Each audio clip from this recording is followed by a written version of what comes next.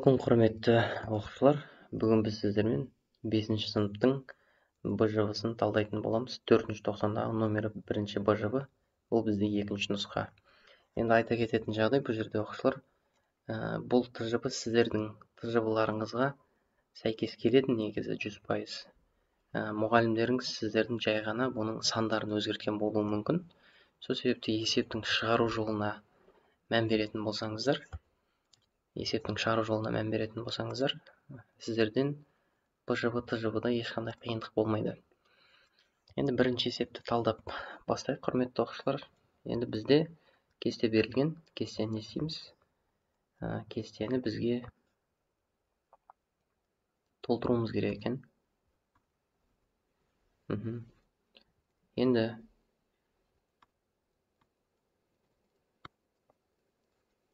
кестені толтыратын болсақ, мысалы, мына жерде ондық бөлшек түрінде тұр.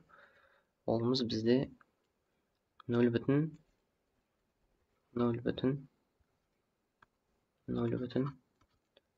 0,0,0,0,0,0,0,0,0,0,0,0,0,0,0,0,0,0,0,0,0,0,0,0,0,0,0,0,0,0,0,0,0,0,0,0,0,0,0,0,0,0,0,0,0,0,0,0,0,0,0,0,0,0,0,0,0,0,0,0,0,0,0,0,0,0,0,0,0,0,0,0,0,0,0,0,0,0,0,0,0,0,0,0,0,0,0,0,0,0,0,0,0,0,0,0,0,0,0,0,0,0 153 көбейтеміз, 100%-ға көбейтеміз. Мысалы, сан түрінен пайызға айналдыру үшін. Екеуін көбейтетін болсақ, бізде 53% шығады. 53. Демек, 53% болады деп жазасыздар, оқушылар. Енді келесісі. Біріншісі осыны жай бөлшек түрінде жазу керек. Ол дегеніміз қалай болады?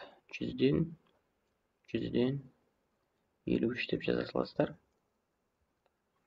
100 бен 53 қысқармайды, дәл осылай қалады. Енді оқушылар, бізде екіншісінде керісінше болып тұр. Енді пайыз беріліп тұрды, пайыздан ондық бөлшекке айналдыруымыз керек. Негізі бұл жерде 0,45 шығады, ол түсінікті, бірақ енді бәрібірде білмей жатарсыздар, мүмкін мынаны айта кетейік. Енді пайыздан бізге не істеуіміз керек? Санға айналдыруымыз керек. Бұл жерде енді 45% не істейсіздер? 45%-ды 100%-ға бөліп тастайсыздар. Мен бөлу үшін бөлшек сызығын қолданам.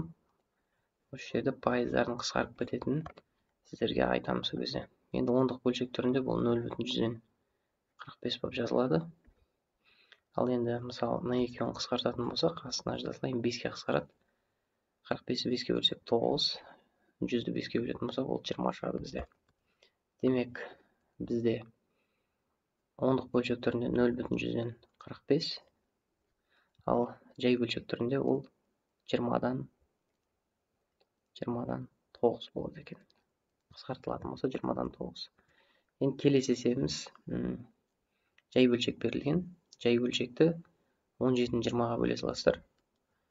17-ні 20-ға бөлу үшін былайынан бөлген тиімді болады. Мен сіздерге өте тиімді тәсілдерін көрсетемін қазір. 17 бөлінген 20 деп аламыз. Енді бұны бөлшектің бөлімі 100 болғаны тиімді бізге. 20-ны 5-ке көбейіп тастаймыз, сол себепті. Мысалы, алымын бөлімін көбейтсек, алымын да көбейтуіміз керек. Сол кезде бізде 85 шығады. Ал 20-ны 5-ке көбейтсек 100 шығады.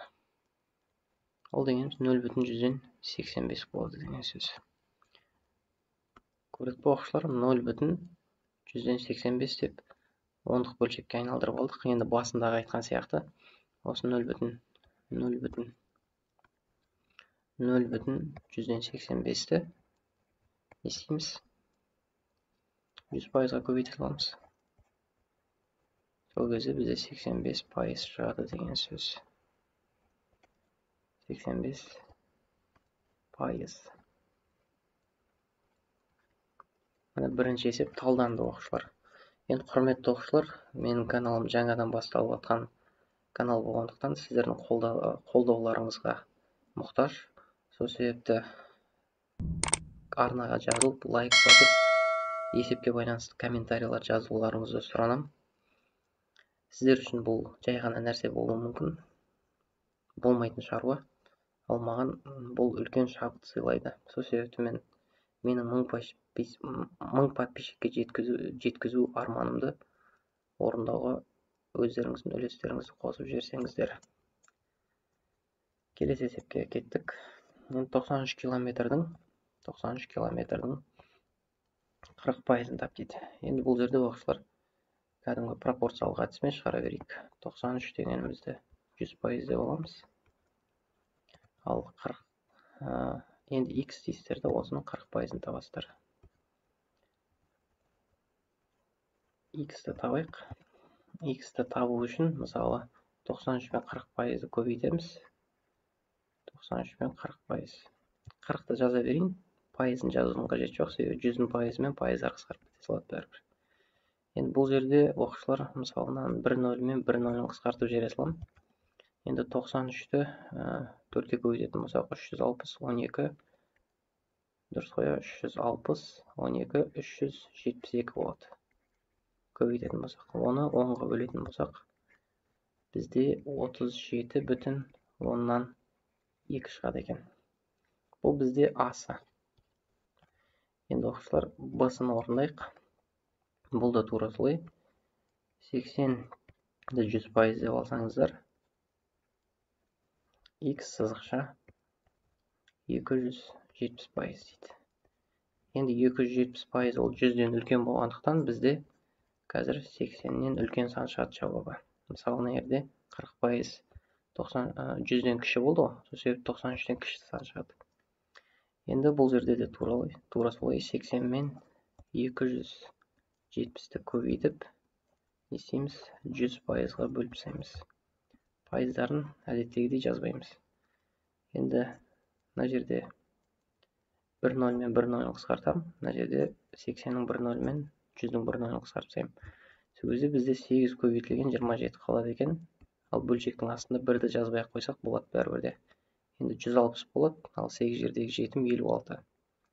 Сол кезде 200 қанша шығады екен? 216 шығады екен. Сол, оқушылар, келесі есепке кеттік. Шықты бұл есепте. Енді 24%-ы 9,6%-ға тең шаманы табыңыз дейді. Енді бұл да пропорциямен шығады. Тура үйретіп отқан әдіс. Енді 9,6-ны жазасыздар. Сызықша бұл бізде 24% деген сөз. Енді осының қанша пайызға тең дейді. Мысалы, қандай санның 24%-ы 9,6-ға тең деп тұр ғой. Енді x дейсіздерді 100%-ды табасыздар деген сөз. Енді бұл жерде x-ті табар болсақ, не істейміз? 9,6-ны көбейтеміз 100-ге. Бөлеміз 24-ке бөліп тастайық. Енді мысалы, оқушылар, мынаның бір үтірі, мысалы 96-ны 100-ге көбейтетін болсақ, ол бізде былайынан түсіне салайықшы. Мысалы, мынаның үтірі жоқ болып кетсін десеңіздер, мына 100-дің 1-0-ын алып тастайсыздар. Сол кезде жай ғана 96 болып қалады бұл жер. 96 көбейту 10 бөлінген 24. Енді 96-ны 24-ке бөлсек қанша шығады? Қателеспесем 4 шығу керек. Дұрыс, 80 16, я. 24-ке қысқартатын болсақ 1 шығады, мынада 4 шығады. Сол кезде астында 1 тұр, оны жазбай қоямыз. 4 көбейтілген 10 бізде қанша шығады екен? 40 шығады екен. Демек 40 санының 24%-ы 9,6-ға тең деген сөз. Келесі есепке. Кітапханада 35.000 кітап бар, олардың 22-сі көркем әдеби кітаптар. Кітапханада көркем әдеби кітаптар саны қанша дейді. Бұл да тура солай. 35.000-ды аласыздар. 100% дейсіздер. Себебі ол барлығы ғой кітаптың. Енді осының ішінен 22%-ын табуымыз керек. Оқушылар, пропорцияда осы әдісті үйреніп алыңыздар, себебі ол 11-ші класс оқысаңыздар да осы әдіспен шығарасыздар бәрібір. Осы керек болады кейін. Мысалы, 35 көбейтілген 22 бөлінген 100 дейсіздер. Мына жерде 100-дің 2-мен 2-0-ын қысқарта саламыз. Сол кезде 350-ді 22-ге көбейтсек, ол қанша шығады? 700 болмайды ма? Сол кезде 7700 шығады екен жауабы. Енді мысалы калькулятормен көбейтейік. Тексеріп көремін десеңіздер. 350 көбейтілген 22. 7700. Дұрыс көбейттім. Келесі есеп. Қоспаның құрамында 5-ші есеп. Қоспаның құрамында 58 қалайы 24% цинк, ал қалғаны 27 килограмм қорғасын дейді. Мысалы, 3 зат бар екен. Біріншісі не екен? Біріншісі қалайы екен. Қалайы. Екіншісі не екен? Цинк. Екіншісі цинк, үшіншісі қорғасын. Қорғасын. Сіздерге түсінікті болу үшін жазып көрсетіп отырмын. Енді қараңыздар, қалайынікі 58% дейді, ал цинктікі 24%. Енді мұның проценті жазылмаған. Бірақ енді қараңыздар, осы үшеуінің қосындысы бізде 100% шығу керек. Сол кезде 100%-дан нешені азайтып тастаймыз? Осы екеуінің қосындысын азайтып тастаймыз. 58-ге 24-ті қосыңыздар. Ол қанша болады? Бізде 82 болады. 82%-ді азайтайық. Қанша шығады? 18 шығады. Демек, қорғасын бұл қорытпада 18% қорғасын деген сөз. Енді қараңыздар, қоспаның массасын тап деп тұр. Енді бұл жерде қарайтын болсақ, екіншісі. Бұныкі 27 килограмм еді ғой. Демек, мынау қорғасын есептей саламыз, енді қараңдар. Сол кезде 27 сызықша ол 18% деген сөз. Себебі ол қорғасының массасы, ол пайызы 18. Енді біз общий массасын табу үшін жалпы массасын X-ті аламыз да 100% деп таба саламыз. Сол сияқты X-ті табатын болсақ, 27-ні үйреніп алған шығарсыз оқушылар. Каждый есепте мен бәрінде осы әдіспен шығарып отырмын. Негізі осыны өте жақсы дәрежеде үйреніп алыңыздар.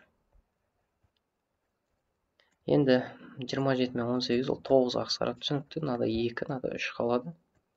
Енді 100-ді бөлеміз 2-ге, ол бізде 50 болады. 3-ті 50-ге көбейтетін болса, ол бізде 150 болады деген сөз. Сол кезде бізде мынау ответі болады. 3 түрлі металл бар ғой. Сол 3 түрлі металлның общий қосындысы, жалпы қосындысы 150 килограмм деген сөз. Құрметті оқушылар, арнаны қолдау мақсатында каналға жазылып, лайк басуды ұмытпайық. Сіздер үшін болмайтын ғана нәрсе, маған ол үлкен шабыт береді.